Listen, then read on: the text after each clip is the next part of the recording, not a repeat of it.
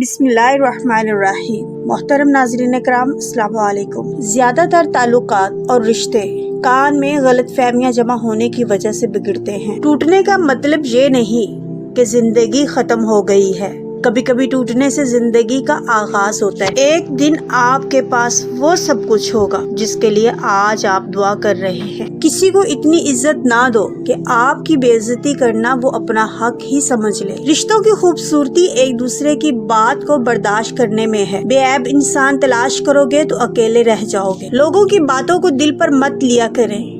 لوگ تو امرود کو بھی میٹھا ہونے کی شرط پر خریدتے ہیں اور بعد میں نمک لگا لگا کر کھاتے ہیں۔ حسد دراصل خود اعتمادی کی کمی کا نام ہے۔ لالچ ایسی پیاس ہے جسے سمندر کا پانی بھی نہیں بجھا سکتا۔ ہمت کبھی نہ ہارے، کیونکہ دھوپ کتنی بھی تیز ہو سمندر سوکھا نہیں کرتے۔ سانپ سے نہ ڈرو، کیونکہ سانپ سرے عام ڈستا ہے۔ ان کم ظرفوں اور منافقوں سے ڈرو جو اپنا بن کر ڈستے ہیں۔ آپ کا سب سے بڑا دشمن آپ کا اپنا منہ ہے۔ اگر پرسکون زندگی گزارنا چاہتے ہیں تو اس کو بند رکھیں۔ اللہ کے سوا کوئی نہیں جانتا کہ کون کس درد سے گزر رہا ہے۔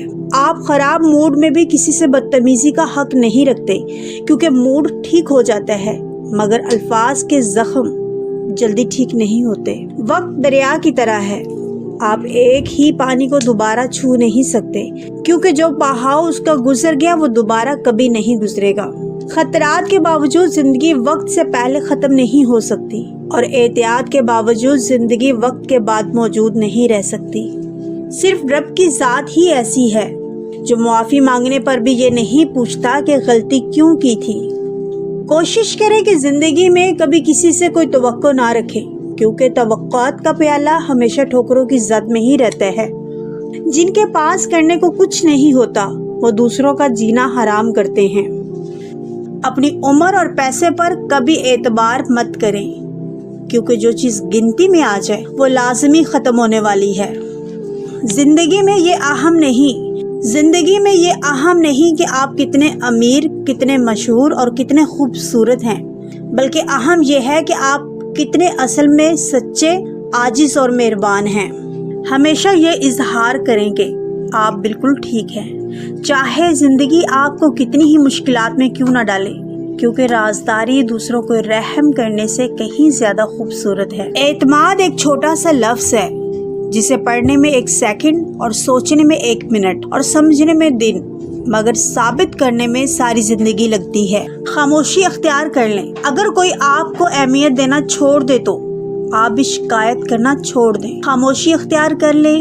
یاد رہے، ہر وقت دستیاب رہنا، پیچھے پڑے رہنا اور ہر وقت کی شکایتیں آپ کی اہمیت گھٹاتی ہیں۔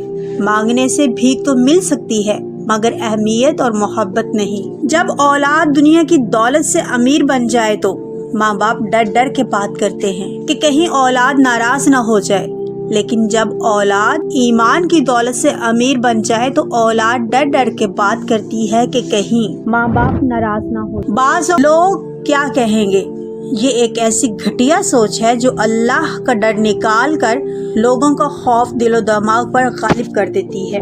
جب دل ٹوٹ جائے تو اٹھا کر اسی مصور کے پاس لے جاؤ جس نے اسے بنایا ہے، کیونکہ اس سے بہتر تو کوئی جان ہی نہیں سکتا کہ کون سا رنگ کہاں بھرنا ہے اور کس دھاگے سے کہاں پیوند لگانا ہے۔ خواجہ حسن بصری فرماتے ہیں کہ بھیڑ بکریاں انسانوں سے زیادہ باخبر ہوتی ہیں، کیونکہ چرواہے کی ایک آواز پر چرنا چھوڑ دیتی ہیں اور انسان اپنی خواہش کی خاطر احکام الہی کی بھی پرواہ نہیں کرتا۔ شیخ سعدی فرماتے ہیں کہ تم اپنی 1000 غلطیوں کے باوجود اپنے آپ سے محبت کرتے ہو، لیکن دوسروں کی ایک غلطی کی وجہ سے ان سے نفرت کیوں کرنے لگ جاتے ہو؟ یا تو خود غلطیاں کرنا چھوڑ دو یا دوسروں کو معاف کرنا سیکھ لو۔ پرانے زمانے کے لوگ تعریف والی جگہ سے بھاگ جایا کرتے تھے۔ سب سے زیادہ کمزور چیز اپنی تعریف سننا ہے، اور سب سے خطرناک چیز وہ ہے کہ اپنے منہ سے اپنی تعریف کرنا۔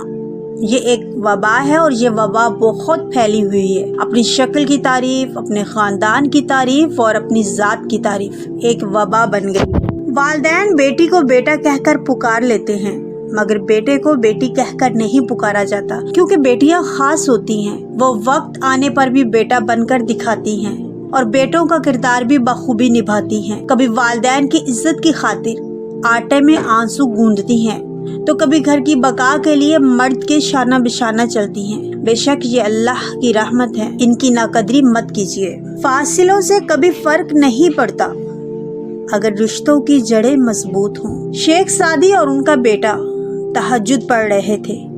دعا کے بعد بیٹا بولا کہ بابا جان سب سو رہے ہیں اور ہم عبادت کر رہے ہیں۔ شیخ سعدی نے اپنے بیٹے کو جواب میں کتنی خوبصورت بات کہی کہ اگر دوسروں کے عیبوں پر نظر رکھنی تھی تو بہتر تھا کہ تو بھی سویا رہتا۔ انسان یہ سمجھ کر جھوٹ بولتا ہے کہ کبھی پکڑا نہیں جائے گا اور یہ سمجھ کر دھوکہ دیتا ہے کہ اگلا بے وقوف ہے، اس کی عیاری اور مکاری کو کبھی سمجھ نہیں پائے گا۔ مگر اللہ رب العزت کا قانون بڑا انصاف رکھتا ہے۔ انسان کو وہاں آ کر ٹھوکر لگتی ہے جہاں اسے کامیاب ہونے کا سب سے زیادہ یقین ہوتا ہے۔ دھوکہ بہت وفادار ہوتا ہے، آپ جس مرضی کو دیں لوٹ کر آپ کے پاس ہی آتا ہے۔ تیرے مال میں سے تیرا حصہ تو صرف اتنا ہی ہے جسے تو نے آخرت کے لیے پہلے بھیج دیا، اور جسے تو نے دنیا میں چھوڑ دیا وہ تیرے وارثوں کا ہے۔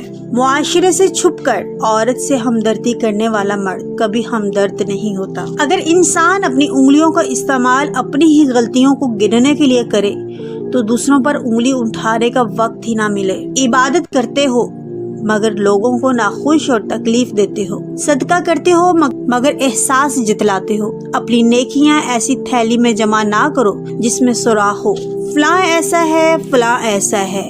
اے انسان ذرا غور تو کر کہ تو خود کیسا ہے۔ لوگ دیواروں سوچ سمجھ کر زندگی گزارو، کیونکہ جو آج مٹی کے اوپر کرو گے کل مٹی کے نیچے اس کا حساب دینا پڑے گا۔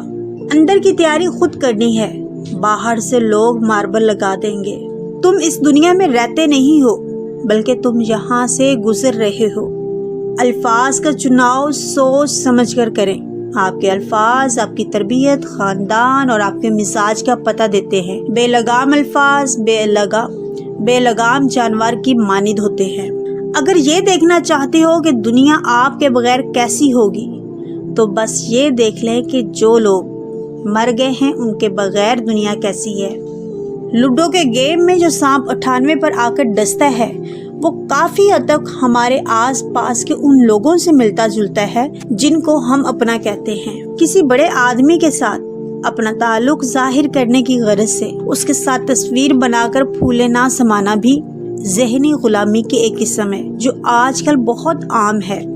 آخر میں اللہ عز و جل کی بارگاہ میں دعا ہے کہ اللہ عز و جل ہمارے تمام مسلمان بہن بھائیوں کی تمام پریشانیوں کو دور فرمائے اور خاص طور پر ہمارے فلسطین کے بہن بھائیوں اور بچوں کی حفاظت فرمائے۔ اللہ تعالیٰ ان کی مدد فرمائے۔ آمین ثم آمین۔ آپ بھی ایک بار آمین کہیے، نہ جانے کس کی آمین قبول ہو جائے۔ السلام علیکم۔